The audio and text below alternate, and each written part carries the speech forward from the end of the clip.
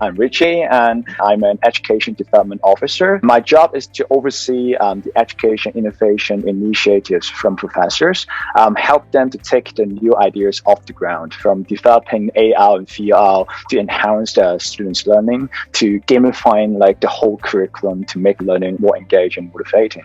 That means like my sharing will be more in the academia perspective, which still can be useful, especially like if your target market is university and K-12.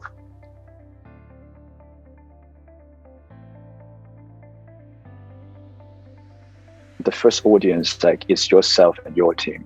In the recent interview in WSJ, basically said don't expect others to love your product if you don't love your product yourself. So basically you have to get excited with whatever you're building. So you have to love that, and it actually works. And before launching that out, you have to really know and believe that it works as you envision. So that's the first group you have to take advantage. And second is if you are, say, a boot camp, or if you have previous users or students, find them, make use of the alumni. There's some valuable insight when it comes to your previous student said I wish I had this feature, I wish I had this experience. This actually can help you, especially when your product is a one-off experience. That means after students go through this class, they won't go through the same activity again. That means you don't have the iteration to improve.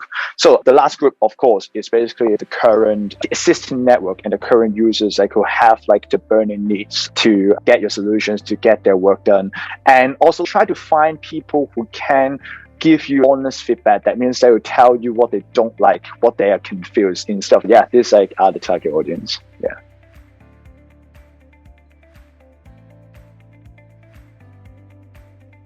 I think the first thing is you have to be super clear about what job you actually help your target audience do.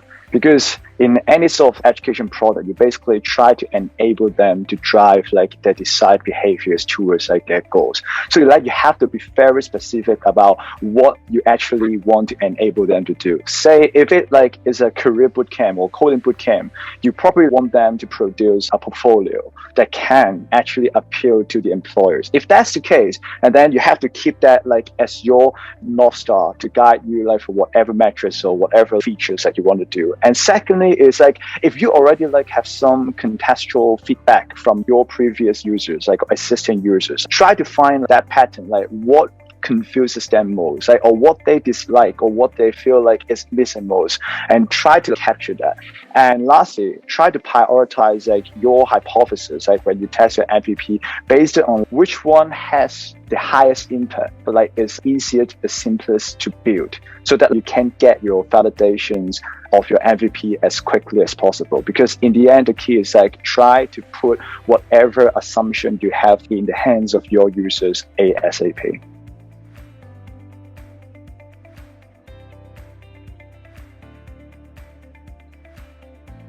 Number one is the product development cycle is too long. That means you have too many assumptions on what people actually need, and you basically try to keep assuming, keep perfecting your ideas. And because you have that piled up, and it's so hard to actually pinpoint on what your target audience really needs. So basically just get your product as quickly as possible out to market. That's number one.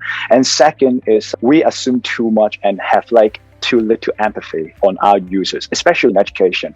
Because sometimes maybe most of you are designing the products as an engineer, as a designer, not as an educator. But they have problems you may not imagine, even for the learners. So you have to really put yourself into their shoes when designing the MVPs, instead of assuming or basically coming to the conclusion that okay, this work, but sometimes may not. So basically the tip is try to launch it as quickly as possible and put yourself into shoes in your users, and start really small and start ASAP. Yeah.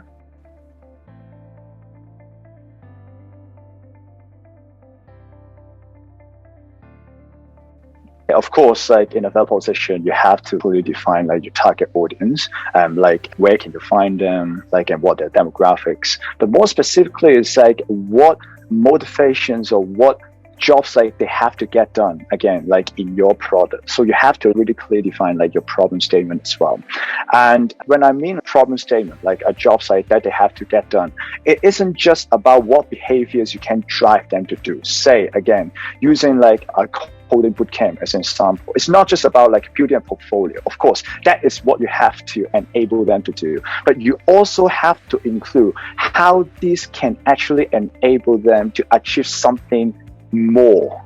That is like the true drive for them to actually pay for your products. Say, for example, is to get into like a job that they actually really want to work in, like maybe a company, like maybe all this. So like you have to include this as well. So basically it's like you have to drive them to have certain behaviors, but it also have to be a result that can excite them. So this should be like what you include in the value proposition.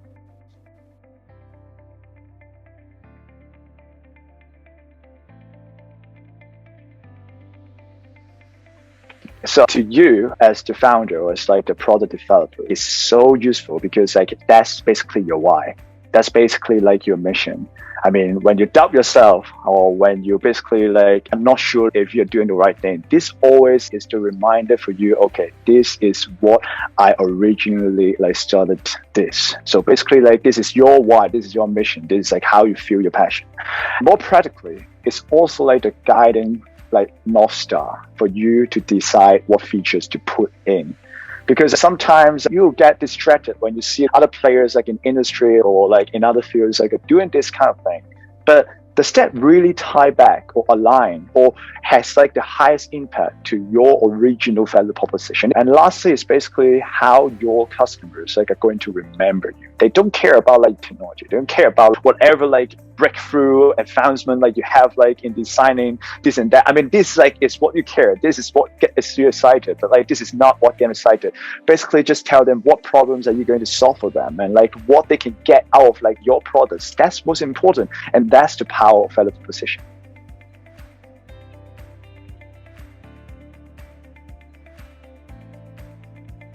So to me personally, because like I'm working in academia, so like competition like isn't that a big thing to me.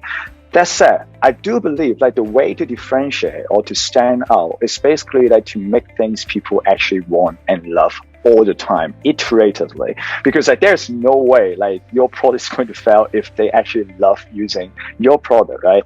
So I mean, Paul Graham from Y Combinator like says like very well. I mean, basically keep observing what people dislike or hate or what sucks in the process of getting their jobs done, and keep also finding ways to delight them. Okay, it's like there's no ceiling of making your customers and your people happy. And one more tip is like, again, as what I said in the value proposition components, say for example, if you're like running a course or program for your customers, like don't just see like in that 1.5 hours like a 2-hour program, okay, see that like beyond that. Okay, it's like why are they even there? Okay, it's like they're getting something done, they're getting their goals achieved. So make your mark in as many steps with your learners as possible, and this is going to delight your customers. Basically like they will love you, and if they love you, you basically differentiate, and you don't have to even focus like on the competition, just like Peter said.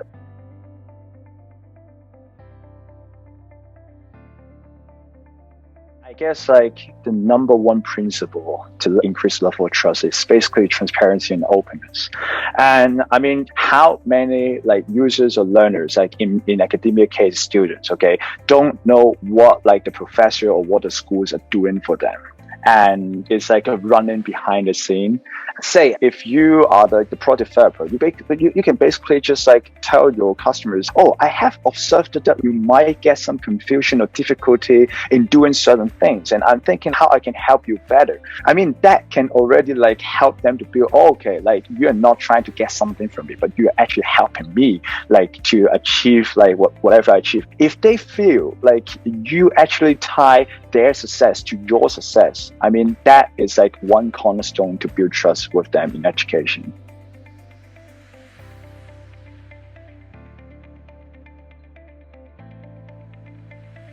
The biggest advantages in early stage startups like or early stage projects are always how direct you can build your connection with your customers. Like this is your edge compared like to more established companies. And like the easiest way to take advantage and to leverage that is basically just to talk with them regularly. I mean, from asking them like, is there anything like, again, that confuse you, you don't like, you like, or anything that I can help or I have missed it.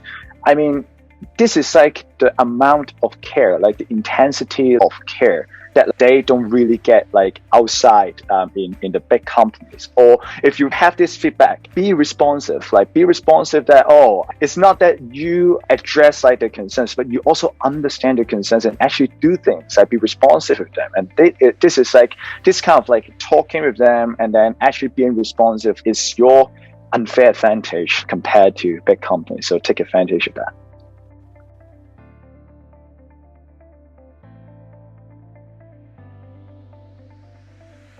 First thing is you have to show up as like a key leader like in this field. So basically by sharing your insights, by sharing like what you have learned from the journey. I mean, this is like building like your reputation in the field. I mean, again, right now there's a trend of like building property, right? Okay, so basically it's like sharing your journey. This is like one way. And second is like building the relationship with customers, just showing like the roadmap like you're trying to build like for customers. It's basically, okay, this is like a things like I want to build for the customers, get them excited. So I mean, they will like get hyped with whatever like you try to like do with them. And I guess like lastly, indirect relationships, which is like really hot right now in education, is to build a community of learners that actually help them connect, grow, and create and collaborate.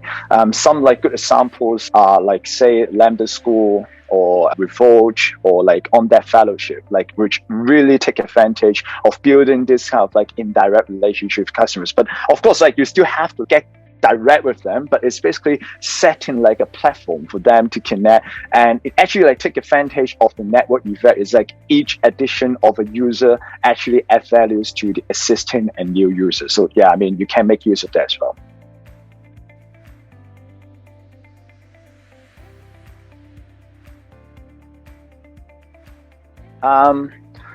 I mean, because like I come from like an education background, and one thing like I have observed from edtech field who usually like don't come from like education background is that like they try to build like the products according to their own previous experience in education and in schooling. I mean, that is of course okay, especially when I was a student, like I didn't have such great experience, so that like I was trying to build something that students actually love. It's like saving yourself back in the old days, not to repeat like the same mistakes like the schools have done to you. That can be like a good drive, but that also can be like an obstacle for you to truly empathizing, especially like if your target audience like is in K-12 or uni. So I guess like one tip is like before even trying to define or assume what they really need, try to go in there, not just to talk to them, not just to basically ask, oh, like what problems you have. Try to watch them, like watch how they get like their jobs done. Try to immerse in that, like try to maybe spend time next to them, like shadow them. Because there's like a story like I want to share. So basically I did like a sort of like a consultation work for a startup which tried like to sell a software to schools, to teachers. And it's like very early stage prototype. When the teachers like refuted that they really didn't have time to learn all these things and to care about that, despite like the thing that they're selling is so important like to the students. And I remember that particular person said like all the problems like the teacher said like just excuses, like they just like don't care about education and the students enough. And I think sometimes you do need that empathy to really build for them. I mean, that would be like something like I have observed it like in academia in K-12 when like other companies are trying to get in the field. Like that's what I observed. Yeah.